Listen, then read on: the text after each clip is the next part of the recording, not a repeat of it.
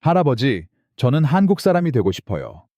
18살 손녀의 고백에 울란바토르의 70대 노인은 분노로 몸을 떨었습니다. 세계를 정복했던 몽골 제국의 후손이 왜 작은 한국에 그토록 집착하는지, 바로 옆에 중국이 있는데 왜 하필 한국이냐고. 하지만 그날 밤 할아버지는 충격적인 결정을 내렸습니다. 50년간 애지중지 키워온 명마, 가문의 자랑을 팔아서라도 손녀의 한국어 학원비를 대주기로 한 것입니다. 제정신이냐고 아들은 말했습니다. 하지만 아닙니다. 지금 몽골의 많은 가정이 수십 년간 모은 재산과 집안의 보물까지 팔아가며 똑같은 선택을 하고 있습니다. 지금부터 그 놀라운 진실을 밝혀드립니다. 혹시 괜찮으시다면 채널 구독과 좋아요 부탁드립니다. 저에게는 큰 힘이 됩니다. 안녕하세요. 저는 태아입니다. 몽골 울란바토르에서 태어나 자랐고 2018년에 몽골 국립대학교 경영학과를 수석으로 졸업했습니다. 졸업식 날 제 주위에는 수많은 기업의 인사 담당자들이 모여들었습니다. 중국계 광산 회사 담당자가 명함을 내밀며 말했습니다. 태아 씨, 연봉 5천만 원을 제시합니다. 본사는 베이징에 있습니다. 러시아의 에너지 벤처 회사도 제안해 왔습니다. 임원 코스를 보장하겠습니다. 3년 안에 부장으로 승진할 수 있습니다. 동기들은 부러워했습니다. 4년간 장학금을 받으며 공부해온 저에게 드디어 보상이 찾아왔다고 생각한 것입니다. 하지만 저는 기쁘지 않았습니다. 졸업식 다음 날. 저는 2년 전 같은 학과를 수석으로 졸업한 선배 바트 씨를 만났습니다. 그는 중국의 광산 회사에 입사한 사람이었습니다. 선배, 회사 생활은 어떠세요? 카페에서 마주 앉은 선배의 얼굴은 지쳐 있었습니다. 태야, 솔직히 말해줄게. 계약서 같은 건 아무 의미 없어. 연봉 5천만 원이라고 했지만 실제로는 3자리 500만 원이야. 나머지는 상사에게 바치는 뇌물로 사라져. 저는 충격을 받았습니다. 그게 무슨 말이에요? 계약서에 분명히 적혀 있는데. 선배는 쓴웃음을 지었습니다. 여기는 몽골이야. 재계약하고 싶으면 상사 생일에 명품 선물을 해야 해. 프로젝트를 따내는데도 뇌물이 필요하고, 그렇지 않으면 평생 말똥이나 치우다 끝날 거야. 러시아 기업에 다니는 에르덴 선배도 만났습니다. 그의 이야기는 더 심각했습니다. 월급이 석 달이나 밀렸어. 회사는 다음 달에 준다는 말만 반복하고 노동청에 신고해도 소용없어. 러시아 본사에 끈이 있으면 몽골 정부도 손을 못 대거든. 그날 밤 저는 잠을 이룰 수 없었습니다. 4년간 필사적으로 공부한 것은 무엇을 위해서였을까? 결국 부패한 시스템의 일부가 될 뿐인가? 일주일 후 저는 결정적인 장면을 목격했습니다. 한 후배가 면접을 본 회사 앞에서 중년 남성에게 고급 가방을 건네고 있었습니다. 그 남성은 인사부장이었습니다. 이것이 현실이구나. 저는 깨달았습니다. 아무리 실력이 있어도 이 시스템 안에서는 정직하게 살아갈 수 없다는 것을. 그날 밤 저는 집으로 돌아가 할아버지를 찾았습니다. 70대 노인은 게르 안에서 말 한 장을 손질하고 있었습니다. 할아버지, 저 한국에 가고 싶어요. 할아버지의 손이 멈췄습니다. 한국? 왜 굳이 한국이냐? 중국 회사에서 좋은 조건을 제시했다면서. 저는 깊게 숨을 들이마셨습니다. 중국은 계약을 지키지 않아요. 러시아는 월급이 밀리고요. 하지만 제가 알아본 바로는 한국은 달라요. 계약이 지켜지고 법이 제대로 작동하는 나라라고 해요. 할아버지는 목소리를 높였습니다. 세계를 정복한 몽골인이 왜 작은 한국에 가겠다는 거냐? 중국은 바로 옆에 있잖니. 하지만 저는 물러서지 않았습니다. 할아버지, 저는 한국 사람이 되고 싶어요. 게르아는 정적에 휩싸였습니다. 할아버지는 믿을 수 없다는 얼굴로 저를 쳐다봤습니다. 뭐라고? 저는 한국에서 살고 싶어요. 계약이 지켜지는 나라. 정직하게 일해도 제대로 인정받을 수 있는 나라에서 살고 싶어요. 몽골에서는 아무리 노력해도 뇌물 없이는 앞으로 나아갈 수 없어요. 할아버지는 한동안 말없이 저를 바라보았습니다. 그리고 그날 밤 놀라운 결정을 내리셨습니다. 좋다, 볼테를 팔자. 볼테는 할아버지가 50년간 키워온 명마였습니다. 경마대회에서 3번이나 우승한 가문의 자랑이었습니다. 할아버지, 저는 눈물을 흘렸습니다. 태야, 정말로 한국 사람이 되고 싶다면 할아버지가 도와주마. 하지만 약속해라. 그곳에서도 정직하게 살겠다고. 몽골인으로서의 자부심을 잊지 않고 살겠다고. 네, 할아버지, 약속할게요. 이렇게 저의 한국행이 결정되었습니다.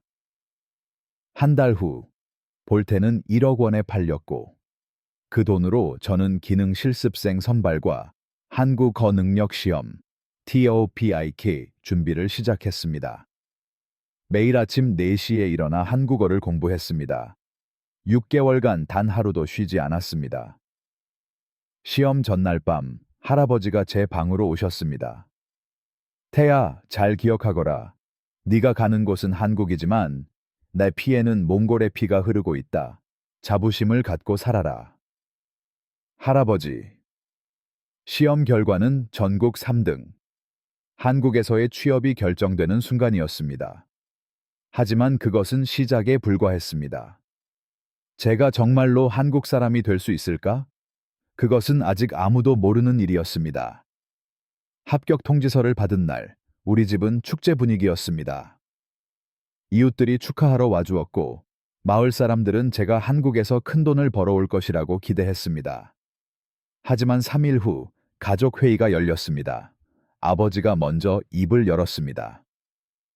태야, 3년 계약이지? 3년 후에는 돌아오는 거지? 저는 잠시 망설였습니다. 하지만 용기를 내어 대답했습니다. 아니요, 아버지. 저는 한국에서 계속 살 생각이에요. 식탁은 조용해졌습니다. 남동생 바트와 여동생 사람이 저를 쳐다보고 있었습니다. 어머니는 떨리는 목소리로 물었습니다. 그럼 우리는 언제 볼 수 있는 거니? 결혼은? 손주 얼굴은 언제 볼 수 있어? 어머니는 그렇게 물었습니다. 어머니, 저는 한국에서 영주권을 받고 가능하다면 국적도 취득하고 싶어요. 언젠가 가족들을 한국으로 부르고 싶고요. 아버지는 갑자기 일어섰습니다.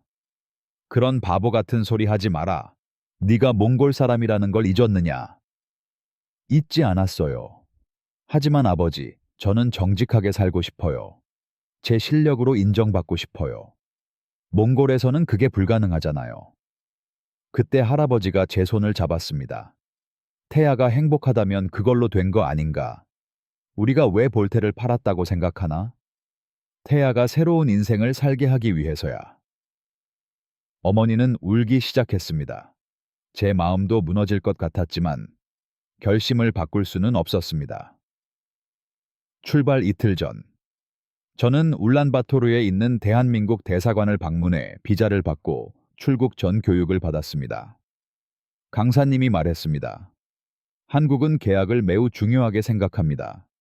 여러분들이 정해진 규칙을 지킨다면 한국 사회는 반드시 여러분을 인정해 줄 것입니다. 저는 노트에 적었습니다. 규칙을 지킬 것, 계약을 지킬 것, 정직하게 살 것. 출국 날, 저는 짐을 쌌습니다. 가져갈 옷, 한국어 교과서, 그리고 할아버지가 주신 볼테의 갈기털이 담긴 작은 주머니. 할아버지는 말했습니다. 이것이 너를 지켜줄 게다. 힘들 때면 이걸 쥐고 네가 누구인지를 떠올리거라. 네, 할아버지.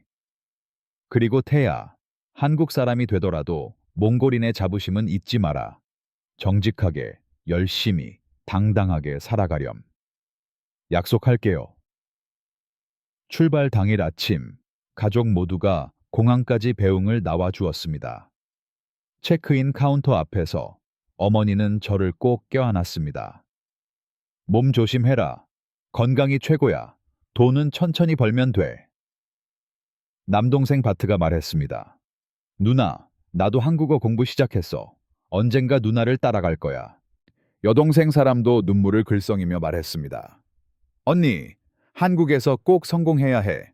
우리가 자랑스러워할 수 있도록. 아버지는 말없이 제 어깨를 두드렸습니다. 그 손에는 모든 감정이 담겨 있었습니다. 마지막으로 할아버지가 제 손을 잡았습니다. 태야, 볼테를 판 것을 후회하지 않는다. 지금도 후회는 없어. 네가 원하는 인생을 살아라. 그것이 내 마지막 소원이다. 저는 눈물을 참을 수 없었습니다. 탑승 게이트로 향하기 전에 뒤를 돌아보자 가족들이 손을 흔들고 있었습니다. 어쩌면 이것이 마지막일지도 모른다고 생각했습니다. 하지만 아니야. 마지막 같은 건 없어. 한국에서 성공하면 가족을 부를 수 있어. 그때까지 나는 힘내야 해. 비행기에 올라 좌석에 앉아 창밖을 바라보았습니다. 울란바토르의 하늘이 점점 멀어져 갔습니다. 옆자리에 앉은 몽골 청년이 말을 걸어왔습니다. 한국은 처음이세요? 네, 그렇습니다. 저는 두 번째예요. 3년 전에 한국에 가서 돈을 벌고 돌아왔었죠. 이번에 또 가는 거예요. 한국은 어땠어요? 청년은 웃었습니다. 힘들죠. 외롭고, 말도 잘 안 통하고. 하지만 정직한 나라예요. 일한 만큼 월급을 받고 계약대로 대우해줘요. 그게 중요한 거죠. 저는 안심했습니다. 제 선택이 틀리지 않았다는 확신이 들었습니다. 비행기는 3시간 반을 날았습니다. 그동안 한 번도 잠들지 못했습니다. 계속 생각했습니다. 나는 해낼 수 있을까? 정말로 한국 사람이 될 수 있을까? 기내 방송이 흘러나왔습니다. 잠시 후 인천국제공항에 도착하겠습니다. 창밖으로 한국의 땅이 보이기 시작했습니다. 높은 빌딩, 정돈된 도로, 질서정연한 거리 풍경. 몽골과는 전혀 다른 세상이었습니다. 비행기가 착륙했습니다. 저는 가방에서 볼테의 갈기털이 담긴 주머니를 꺼내 꽉 쥐었습니다. 할아버지, 저 잘할 수 있을까요? 그리고 비행기 문이 열렸습니다. 새로운 인생이 시작되는 순간이었습니다. 인천국제공항에 처음 발을 내디딘 순간, 저는 숨이 막히는 듯한 기분이 들었습니다. 거대한 유리천장, 반짝이는 바닥, 질서정연하게 움직이는 사람들. 모든 것이 울란바토르와는 달랐습니다. 공항 내 안내 표시는 한국어, 영어, 중국어, 일본어로 쓰여 있었고, 화장실은 물기 하나 없이 깨끗했습니다. 이것이 한국이구나. 입국 심사대에 섰습니다. 심사관이 제 여권을 들고 물었습니다.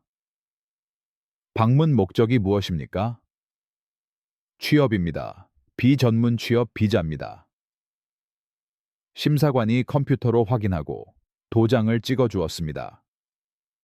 한국에 오신 것을 환영합니다. 한국에서의 생활 힘내세요. 그 한마디가 이상하게 마음에 와닿았습니다.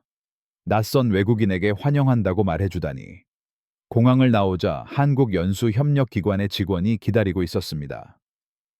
몽골에서 오신 분들, 이쪽으로 모여주세요. 저를 포함해 15명의 몽골인들이 모였습니다. 모두 긴장한 얼굴이었습니다. 버스에 올라타 경기도 안산의 공업단지로 향했습니다. 차창밖 풍경이 순식간에 지나갑니다.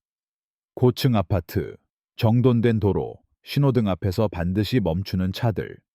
몽골에서는 신호등이 있어도 차들이 제멋대로 달렸으니까요. 2시간을 달려 공장에 도착했습니다. 안산의 전자부품 제조 공장. 3층짜리 회색 건물이었습니다. 인사 담당자가 우리를 회의실로 안내했습니다. 여러분, 환영합니다. 이것이 고용계약서입니다. 천천히 읽어보세요. 계약서를 받았습니다. 한국어와 몽골어로 모두 쓰여 있었습니다. 월급 205만 원. 주 5일 근무, 8시간 노동. 잔업은 1.5배 수당. 사회보험 가입. 유급 휴가 있음. 질문 있습니까? 제가 손을 들었습니다. 이 계약서대로 확실히 지켜집니까? 인사 담당자는 단호하게 대답했습니다. 물론입니다. 한국은 근로기준법이 엄격합니다. 계약 위반이 있으면 회사가 처벌받습니다. 그 순간 제 선택이 옳았다고 확신했습니다. 계약서에 서명하고 기숙사로 향했습니다.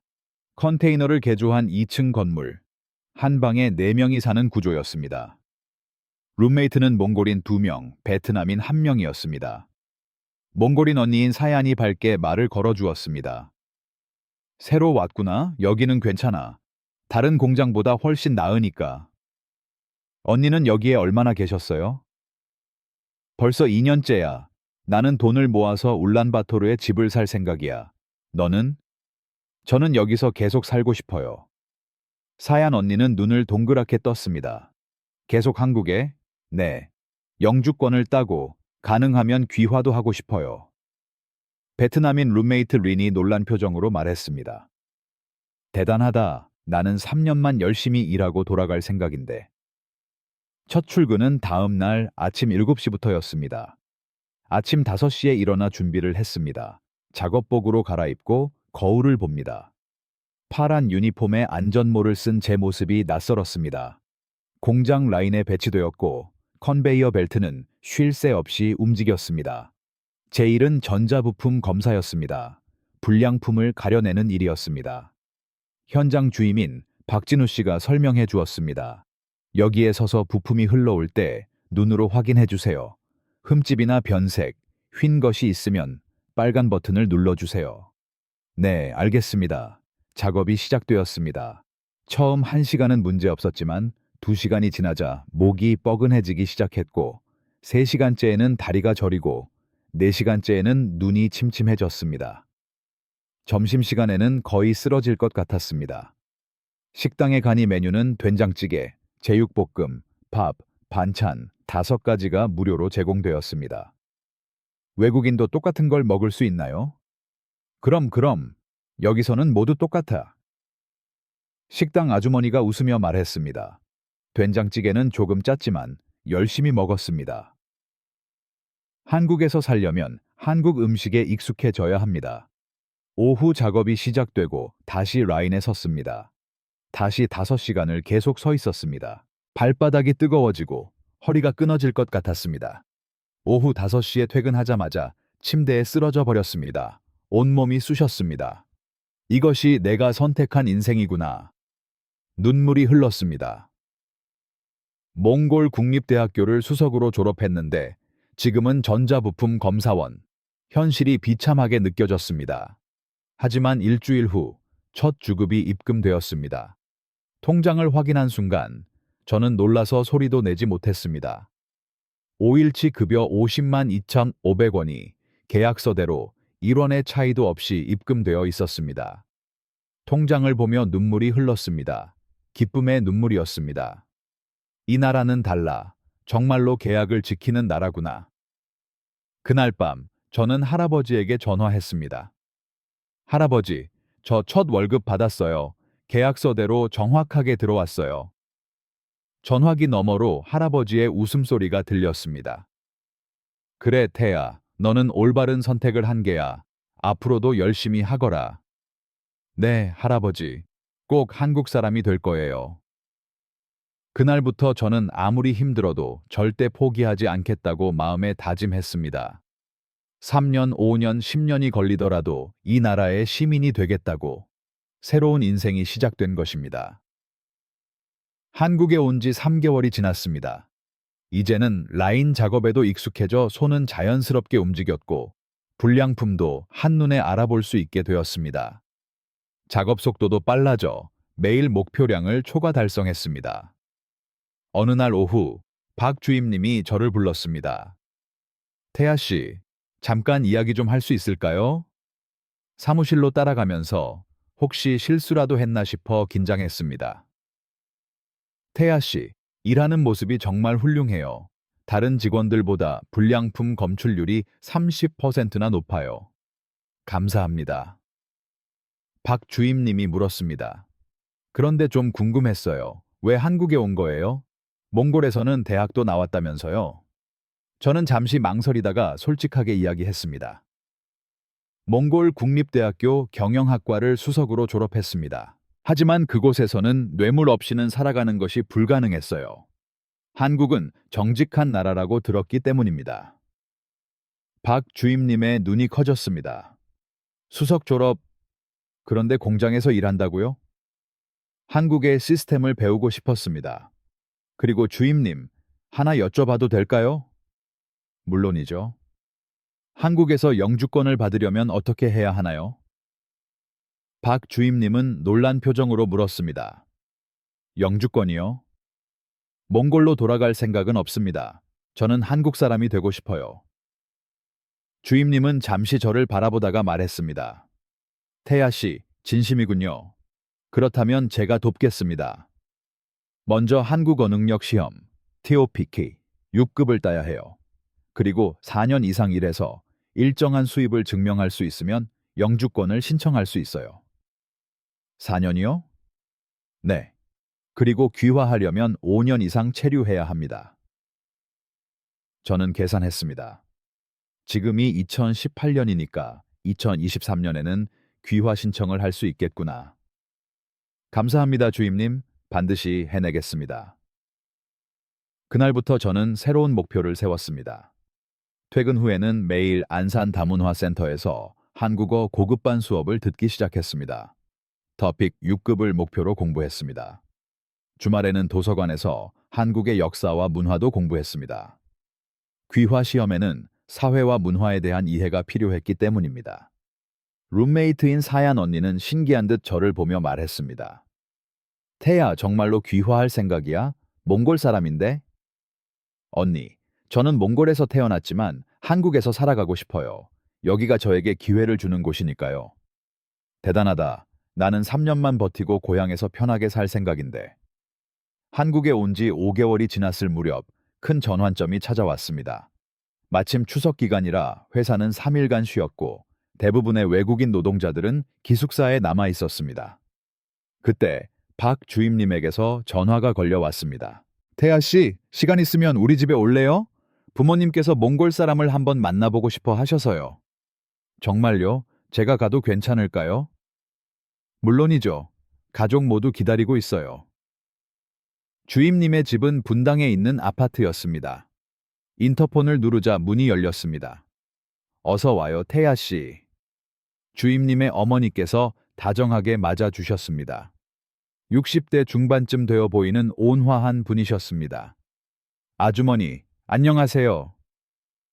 아주머니 말고 편하게 어머님이라고 불러요. 자, 들어와요. 거실에는 주임님의 아버지와 여동생, 조카가 있었습니다. 식탁에는 음식이 가득 차려져 있었습니다. 송편, 각종 전, 갈비찜, 잡채. 이것들은 전부 추석 명절 음식이에요. 한국의 전통적인 요리랍니다. 저는 감동으로 가슴이 벅차올랐습니다. 낯선 외국인을 추석이라는 소중한 명절에 집에 초대해 준 것입니다. 식사를 하면서 박 주임님의 아버지가 저에게 물었습니다. 태아 씨, 몽골에서 대학까지 나왔는데 왜 한국 공장에서 일하고 있는 건가요? 저는 솔직하게 대답했습니다. 한국은 정직한 나라라고 들었습니다. 계약이 지켜지고 노력하면 제대로 인정받는 나라이기에 이곳에서 살고 싶었습니다. 주임님의 어머니는 눈에 눈물을 글썽이며 말했습니다. 태야 씨, 그렇게 한국이 좋아요? 네. 저에게 한국은 꿈을 이룰 수 있는 곳이에요. 식사 후 주임님의 조카 7살 남자아이가 다가왔습니다. 이모, 몽골에는 정말로 말이 많아요? 응, 아주 많아. 우리 할아버지도 말을 키우셨단다. 우와, 나도 몽골에 가보고 싶다. 그 순간 저는 깨달았습니다. 이것이 가족의 따뜻함이구나. 이것이 소속감이구나. 돌아오는 길. 박 주임님이 말했습니다. 태야 씨, 한국 생활이 힘들면 언제든지 연락해요. 우리 가족이 도와줄 테니까. 감사합니다, 주임님. 하나 여쭤봐도 될까요? 물론이죠, 뭐든지요. 왜 저에게 이렇게 잘해주시는 건가요? 주임님은 잠시 침묵하더니 이야기했습니다. 저희 아버지가 젊었을 때 중동에서 일하셨어요. 1970년대의 일이죠. 그때 현지 사람들에게 많은 도움을 받으셨다고 해요. 그 은혜는 잊으면 안 된다고 항상 말씀하셨죠. 그래서 우리도 외국에서 온 사람에게는 친절해야 한다고 배우며 자랐어요. 저는 가슴이 뜨거워졌습니다. 주임님, 저 반드시 한국 사람이 될 거예요. 그리고 언젠가 저도 누군가를 도울 수 있는 사람이 될게요. 괜찮아요, 태아 씨. 지금처럼만 열심히 하면 분명히 해낼 수 있을 거예요. 그날 밤 기숙사로 돌아와 일기를 썼습니다. 오늘은 한국 가족의 따뜻함을 느꼈다. 박 주임님, 가족은 나를 외국인이 아닌 한 사람의 인간으로 맞아주었다. 이제 확신한다. 한국이야말로 내가 뿌리 내릴 곳이다. 4년 후에는 영주권, 5년 후에는 귀화해서 대한민국 국민이 될 것이다. 침대에 누워 천장을 바라보았습니다. 할아버지가 주신 볼테의 갈기털 주머니를 꺼내 쥐었습니다. 할아버지, 저 잘하고 있어요. 이 나라 사람들은 착해요. 저를 받아주고 있어요. 그날부터 저는 더욱 열심히 살았습니다. 한국 사람이 되기 위한 긴 여정이 본격적으로 시작되었습니다. 한국에 온 지 1년이 지났습니다. 2019년 여름, 회사로부터 중요한 제안을 받았습니다. 공장장님이 저를 불렀습니다. 태아 씨, 정규직 전환을 제안합니다. 비자도 이 가에서 이 세금으로 바꿀 수 있을 겁니다.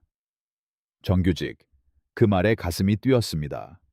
정말입니까? 태아 씨는 불량품 검출률이 가장 낮고 한국어도 능통해서 회사에 없어서는 안 될 인재입니다. 급여도 280만 원으로 인상하겠습니다. 감사합니다, 공장장님. 정말 열심히 하겠습니다. 그날 밤, 박 주임님이 축하해준다며 저녁 식사에 초대했습니다. 태아 씨, 축하해요. 이걸로 영주권까지 앞으로 3년 남았네요. 네, 주임님. 그런데 사실 한 가지 더 결심한 게 있어요. 뭔데요? 야간 대학에 다니고 싶어요. 한국에서 학위를 받고 싶어요. 주임님은 놀란 얼굴을 했습니다. 낮에는 일하고 밤에는 공부, 힘들 텐데요. 괜찮아요. 귀화할 때 한국 학력이 있으면 유리하니까요. 정말 대단하네요. 어느 학과를 생각하고 있어요? 경영학과요. 제 전공이기도 하고, 미래에는 한국 기업에서 더 좋은 일을 하고 싶어요. 그해 가을, 저는 안산대학교 야간 경영학부에 합격했습니다. 외국인 특별 전형으로 50%의 장학금도 받게 되었습니다. 월요일부터 금요일까지 낮에는 공장에서 일하고 저녁 6시부터 10시까지 수업을 들었습니다. 힘들었습니다. 정말 힘들었습니다. 어느 날은 수업 중에 졸다가 교수님께 지적을 받기도 했습니다. 그래도 포기하지 않았습니다. 하지만 그해 겨울 시련이 찾아왔습니다. 몽골에서 긴급한 전화가 왔습니다. 남동생 바트였습니다. 누나, 집에 큰일이 났어. 무슨 일이야? 아버지가 사업에 실패했어. 2천만 원 빚을 졌어. 게다가 사람 대학 등록금도 없어. 2천만 원. 누나, 돌아와줘. 누나가 없으면 안 돼. 저는 머릿속이 복잡해졌습니다. 1년간 모은 돈은 1,500만 원. 거의 전부를 보내야만 합니다. 게다가 문제는 가족의 요구였습니다. 다음 날, 아버지가 직접 전화를 걸어왔습니다. 태야, 이제 그만 돌아와라. 네가 여기서 일하면서 가족을 부양해야 한다. 아버지, 저는 한국에서 계속 살고 싶어요. 뭐라고? 가족이 힘든데 네 꿈만 쫓겠다는 거냐? 아버지, 돈은 보내드릴게요. 하지만 한국을 떠날 수는 없어요. 태야, 너 정말 몽골을 버릴 셈이냐? 전화는 끊겼습니다. 한동안 멍하니 앉아 있었습니다. 가슴이 찢어질 것 같았습니다. 저는 박 주임님에게 상담을 부탁했습니다. 주임님, 저는 어떻게 해야 할까요? 주임님은 진지하게 말해 주었습니다. 태아 씨, 제 생각을 말할게요. 가족은 중요해요. 하지만 태아 씨 인생도 중요해요. 몽골로 돌아가면 또다시 부패한 시스템에 갇히게 될 거예요. 하지만 가족에게 돈은 보내주세요. 단, 자신의 꿈은 절대 포기하지 마세요. 그것이 길게 보면 가족을 위한 길이기도 해요. 태아 씨가 한국에서 성공하면 나중에 가족을 더 많이 도울 수 있게 될 거예요. 저는 결심했습니다. 모아두었던 1,500만 원을 모두 가족에게 송금했습니다. 하지만 귀국은 거절했습니다. 어머니에게서 전화가 왔습니다. 태야, 엄마 목소리도 듣기 싫으니? 어머니, 저는 돌아가지 않아도 괜찮아요. 네가 행복하다면 그걸로 족하다. 하지만 가끔은 전화해 줄렴. 엄마는 네 목소리가 듣고 싶어. 어머니 죄송해요. 그리고 고마워요. 전화를 끊고 한참을 울었습니다. 그날 밤 일기에 썼습니다. 오늘은 가족을 선택하지 않았다. 내 꿈을 선택했다. 어쩌면 이기적이라고 생각될지도 모른다. 하지만 나는 알고 있었다. 내가 한국에서 성공하면 가족에게 더 많은 도움을 줄 수 있다는 것을. 이것은 도망이 아니다. 투자다. 나 자신에 대한 투자. 한 달 후 한국어 능력 시험 토픽 6급 시험이 있었습니다.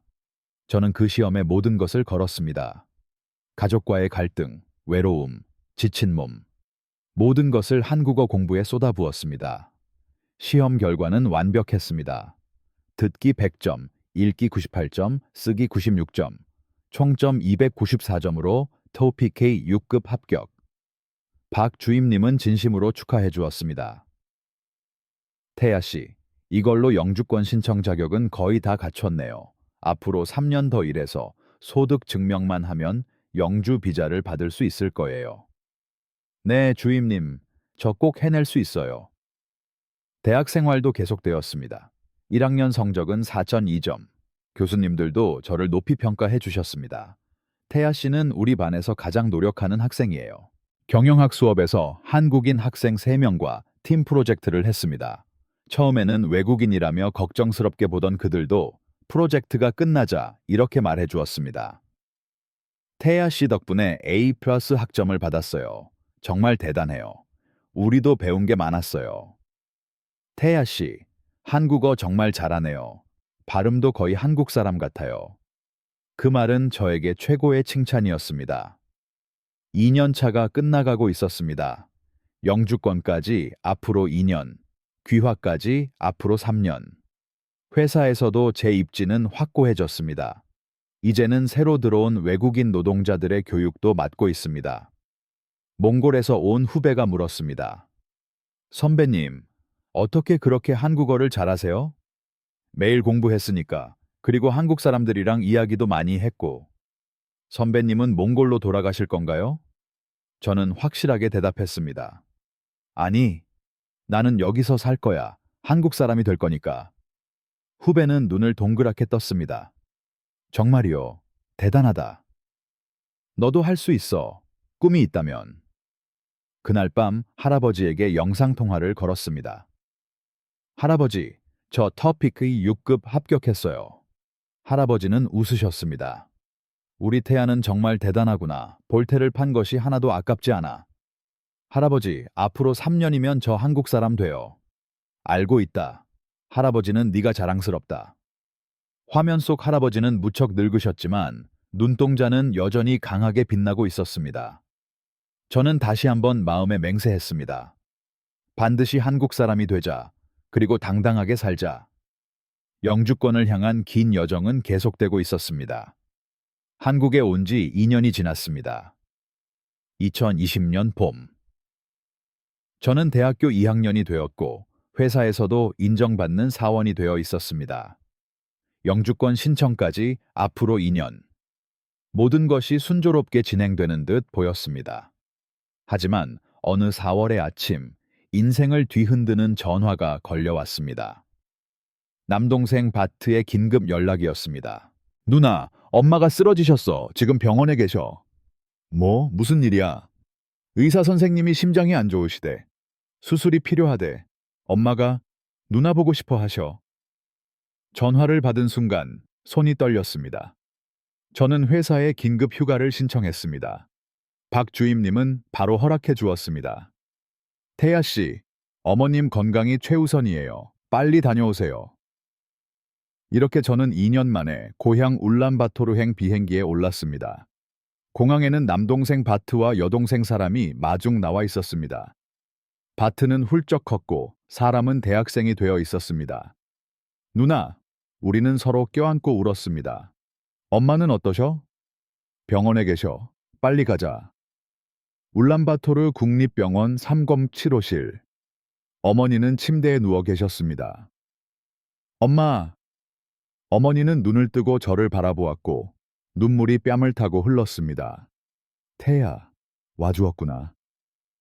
저는 어머니의 손을 잡았습니다. 너무나 가늘어져 있었습니다. 엄마, 괜찮아. 괜찮을 거야. 내 얼굴을 보니 벌써 다 나은 것 같구나. 의사에게 불려가 복도로 나갔습니다. 가족분들이시죠? 환자분의 심장 판막이 손상되었습니다. 수술이 필요합니다. 비용은 1,200만 원 정도입니다. 만약 수술하지 않는다면 6개월에서 1년 정도입니다. 숨이 막힐 것 같았습니다. 그날 밤 집에서 가족 회의가 열렸습니다. 아버지가 말했습니다. 태야, 이제 집으로 돌아오너라. 네가 한국에서 번 돈으로 엄마 수술을 하고 이제부터는 네가 가족을 지켜야 한다. 아버지, 할아버지도 말씀하셨습니다. 태야, 한국에서 고생 많았다. 하지만 지금은 가족이 필요한 때다. 돌아오너라. 남동생 바트가 말했습니다. 누나, 나도 한국에 가려고 했어. 하지만 누나가 돌아와주면 내가 안 가도 되잖아. 누나가 일하면서 엄마를 돌보면 돼. 모두가 저를 바라보고 있었습니다. 저는 입을 열었습니다. 수술비는 제가 낼게요. 하지만 저는 한국으로 돌아가겠습니다. 방은 조용해졌습니다. 아버지가 목소리를 높였습니다. 뭐라고? 엄마가 이렇게 아픈데? 아버지, 저는 한국에서 영주권을 받아야 해요. 앞으로 2년이면 받을 수 있어요. 영주권이 가족보다 중요하냐? 중요하지 않은 게 아니에요. 하지만 제가 영주권을 받으면 나중에 가족을 한국으로 부를 수 있어요. 더 좋은 치료도 받게 해드릴 수 있고요. 할아버지는 슬픈 눈으로 저를 보고 있었습니다. 태야, 볼테를 판 건 네가 돌아올 거라고 믿었기 때문이야. 그 말에 가슴이 찢어지는 듯 했습니다. 죄송해요, 할아버지. 하지만 저는 한국 사람이 되고 싶어요. 그게 제 꿈이에요. 너는 몽골 사람이다, 태야. 저는 몽골에서 태어났어요. 하지만 제 미래는 한국에 있어요. 아버지가 일어섰습니다. 알겠다. 마음대로 해라. 대신 다시는 가족인 척하지 마라. 나가. 저는 그날 밤새도록 울었습니다. 나는 이기적인 걸까? 가족을 버리는 걸까? 다음 날 어머니를 찾아갔습니다. 엄마, 수술비는 제가 보낼게요. 하지만 저는 한국으로 돌아가야 해요. 어머니는 제 손을 잡았습니다. 태야, 엄마잖니. 네가 왜 그렇게 생각하는지 엄마는 알아. 너는 정직하게 살고 싶지. 네 실력으로 인정받고 싶지. 응, 맞아, 엄마. 태야, 엄마는 네가 행복하면 그걸로 족하다. 여기서 뇌물이나 불의에 타협하며 사는 것보다 한국에서 당당하게 사는 게 훨씬 낫다. 고마워, 엄마. 하지만 약속해줘. 엄마 목소리 자주 들려줘야 한다. 그게 엄마한테는 최고의 약이니까. 응? 엄마, 약속할게. 병실을 나오자 복도에서 할아버지가 기다리고 있었습니다. 태야. 할아버지 말씀 들으렴. 네. 할아버지가 틀렸다. 만약 한국 사람이 되고 싶다면 그 길을 가거라. 칭기즈칸도 세계를 정복하지 않았느냐. 너도 너만의 방식으로 세상을 열어가거라. 저는 할아버지를 꼭 껴안았습니다. 고마워요, 할아버지. 하지만 잊지는 마라. 한국 사람이 되더라도 내 안에는 몽골의 피가 흐르고 있다는 것을, 그 자부심만은 잃지 마라. 네, 할아버지. 일주일 후 저는 한국으로 돌아왔습니다. 저축해 두었던 1,000만 원을 어머니 수술비로 보냈고 나머지는 생활비로 가족에게 보냈습니다. 회사에 복귀했을 때 박 주임님이 말을 걸어주었습니다. 어머님은 괜찮으세요? 네, 수술은 무사히 끝났어요. 그런데 주임님, 사실 저 가족과 연을 끊었어요. 네? 아버지는 제가 한국을 선택한 것을 용서하지 않으세요. 하지만 저는 후회하지 않아요. 주임님은 제 어깨에 손을 얹어 주었습니다. 태야 씨, 그건 정말 힘든 결정이었겠네요. 하지만 당신은 올바른 선택을 한 거예요. 정말 그렇게 생각하세요? 분명 시간이 증명해 줄 거예요. 태아 씨가 성공하면 가족분들도 분명히 알아주실 거예요. 그날 밤, 저는 일기를 썼습니다. 오늘은 가족을 선택하지 않았다. 내 꿈을 선택했다. 아버지는 분명 나를 용서하지 않으실 것이다. 하지만 어머니와 할아버지는 이해해 주셨다. 이제부터 더 열심히 해야 한다. 내 선택이 옳았다는 것을 증명해야 한다. 침대에 누워 천장을 올려다 보았습니다. 영주권까지 앞으로 2년, 귀화까지 앞으로 3년. 나는 절대 포기하지 않는다. 반드시 한국 사람이 될 것이다. 가장 힘든 고비를 넘긴 순간이었습니다. 한국에 온 지 3년이 지났습니다. 2021년 봄, 저는 드디어 안산대학교 경영학부를 졸업했습니다. 학점은 4.3점으로 우수 졸업생으로 선정되기도 했습니다. 졸업식 날, 박 주임님 가족 모두가 와주었습니다. 태아 씨, 축하해요. 정말 훌륭해요. 주임님의 어머니께서 꽃다발을 건네주셨습니다. 이제 우리 딸 같아. 진심으로 자랑스럽다. 저는 눈물이 쏟아졌습니다. 친가족은 없었지만 한국의 가족이 곁에 있어 주었습니다. 졸업 후 2개월 뒤 회사에서 큰 제안이 있었습니다. 공장장님이 저를 불렀습니다. 태아 씨, 우리 회사가 몽골에 협력 업체를 찾고 있네. 담당을 맡아줄 수 있겠나? 저 말입니까? 그래, 태아 씨는 한국과 몽골 양쪽을 다 이해하고 있잖나. 과장으로 승진시키겠네. 외국인 노동자에서 3년 만에 과장으로 승진. 감사합니다. 최선을 다하겠습니다. 월급도 380만 원으로 올랐고 비자도 더 안정적인 E7 특정활동 비자로 변경되었습니다. 그해 가을, 가장 중요한 순간이 찾아왔습니다. 출입국 외국인 정책 본부에서 연락이 왔습니다. 태아 씨, 영주권 신청 자격이 되었습니다. 서류를 준비해 주세요. 영주권, 한국에서 영구적으로 살 수 있는 자격. 저는 떨리는 손으로 서류를 준비했습니다. 4년간의 소득 증명서, 납세 증명서, 한국어 능력 시험 6급 합격 증명서, 대학 졸업 증명서, 회사 재직 증명서. 모든 서류를 제출하고 2개월을 기다렸습니다. 2021년 12월 15일 드디어 결과가 나왔습니다. 영주권 허가. 저는 출입국 사무소에서 영주 자격이 기재된 외국인 등록증을 받았습니다. 그 카드를 손에 쥐었을 때 꿈만 같아서 믿을 수가 없었습니다. 밖으로 나와 박 주임님에게 전화했습니다. 주임님, 저 영주권 받았어요. 축하해요, 태아 씨. 오늘은 내가 한턱 쏠게요. 그날 밤, 주임님, 가족과 함께 식사를 했습니다. 태아 씨, 이제 한국 사람이나 다름없네요. 아니요, 아직이에요. 귀화까지는 아직 1년 남았어요.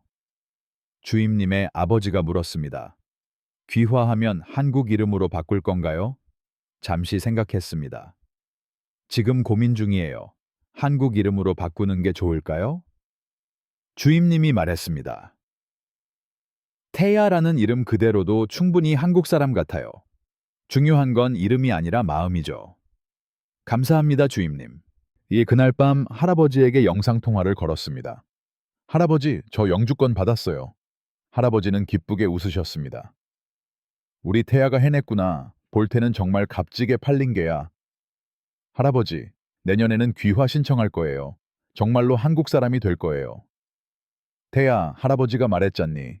너만의 방식으로 세상을 열어가라고. 지금 네가 그걸 하고 있는 게다. 화면 속 할아버지는 이제 80세가 넘으셨지만 눈은 여전히 힘차게 빛나고 있었습니다. 할아버지, 제가 귀화하면 한국으로 모실게요. 더 좋은 병원도 있고요. 아니다, 태야. 할아버지는 이 초원에서 마지막을 맞고 싶다. 하지만 가끔 얼굴은 보여주렴. 네, 할아버지. 약속할게요. 어머니도 화면에 나오셨습니다. 완전히 건강을 되찾은 모습이었습니다. 태야, 정말 자랑스럽다. 네가 원하는 인생을 사는 게 엄마는 가장 기쁘단다. 고마워요, 엄마. 남동생 바트가 말했습니다.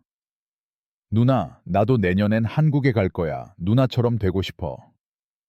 응, 바트, 누나가 도와줄게. 여동생 사람도 웃으며 말했습니다. 언니는 우리 가족의 영웅이야. 하지만 아버지만은 화면에 나타나지 않았습니다. 아직 저를 용서하지 않으신 것이겠지요. 통화를 끊고 저는 창밖을 보았습니다. 영주권을 손에 넣었지만 이것이 끝이 아니다. 진정한 목표는 귀화니까. 2022년이 밝았습니다. 저는 귀화 신청 준비를 시작했습니다. 5년 이상의 한국 체류 증명, 생계 유지 능력 증명, 품행 단정 증명서, 한국어 능력 증명, 한국 사회 이해 시험, 특히 한국 사회 이해 시험을 위해 다시 공부를 시작했습니다. 한국의 역사, 정치, 문화, 법률 모든 것을 배웠습니다. 회사에서도 인정받고 있었습니다. 몽골 협력 기업과의 계약을 성사시켜 회사 매출은 20%나 증가했습니다. 태아 씨 덕분에 우리 회사가 성장하고 있습니다. 사장이 직접 칭찬해 주었습니다. 그해 여름, 저는 안산 다문화센터에서 봉사활동을 시작했습니다. 새로운 몽골인 노동자들에게 한국어를 가르치고 한국 생활에 적응하는 것을 도왔습니다. 선배님, 어떻게 그렇게 성공할 수 있었어요? 후배가 물어왔습니다. 포기하지 않는 것, 그게 전부야. 매일 조금씩 나아가면 돼. 선배님은 몽골로 돌아가실 건가요? 아니, 나는 한국 사람이 될 거야. 내년에 귀화 신청할 거야. 후배들은 놀란 표정으로 저를 바라봤습니다. 대단해요, 선배님. 너희도 할 수 있어. 꿈이 있다면. 그해 가을, 저는 귀화 신청서를 제출했습니다. 법무부 출입국 외국인 정책본부. 두꺼운 서류 뭉치를 제출할 때 손이 떨렸습니다. 심사에는 6개월 정도 걸립니다. 네, 알겠습니다. 6개월. 그 시간이 인생에서 가장 길게 느껴질 것을 저는 알고 있었습니다. 그날 밤, 일기를 썼습니다. 오늘 나는 귀화 신청서를 제출했다. 2018년에 한국에 온 지 4년 반. 그동안 정말 많은 일이 있었다. 외로움, 차별, 가족과의 단절. 하지만 나는 견뎌왔다. 앞으로 6개월만 기다리면 된다. 그러면 정말로 대한민국 국민이 될 수 있다. 침대에 누워 볼테의 갈기털 주머니를 쥐었습니다.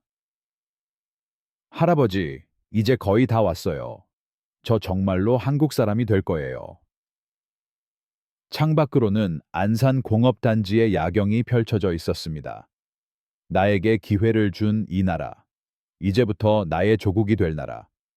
인생에서 가장 중요한 6개월이 시작되고 있었습니다.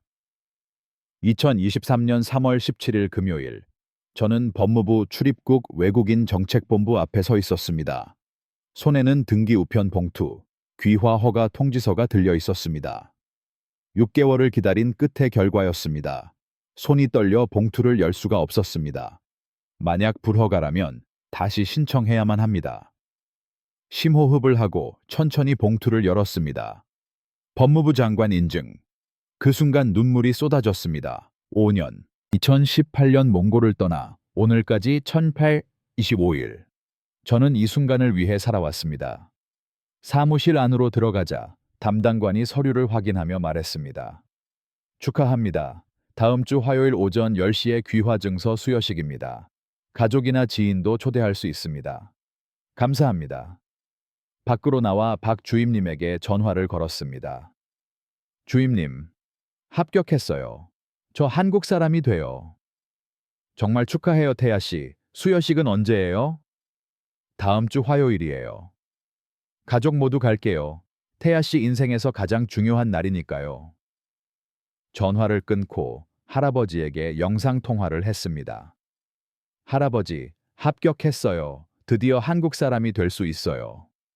화면 속 할아버지는 83세가 되셨지만 환하게 웃고 계셨습니다.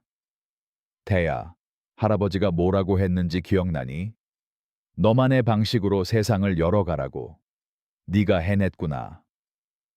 할아버지, 수여식에 오실 수 있어요? 태야, 할아버지는 이제 몸이 예전 같지 않구나.